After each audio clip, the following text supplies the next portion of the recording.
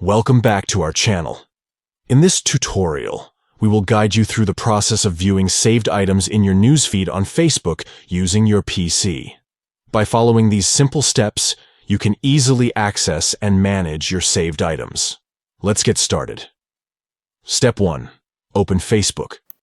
Launch the Facebook application or visit the Facebook website on your PC. Step 2. From the left-hand side, click on Saved. This will take you to the Saved Items section. Step 3. Click on the gear icon located at the top right corner to open the Reminder settings. Step 4.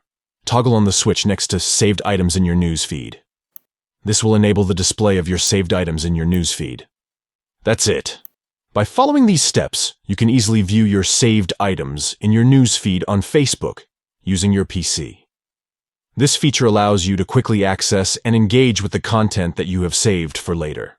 If you found this tutorial helpful, don't forget to subscribe to our channel for more useful tips and tricks.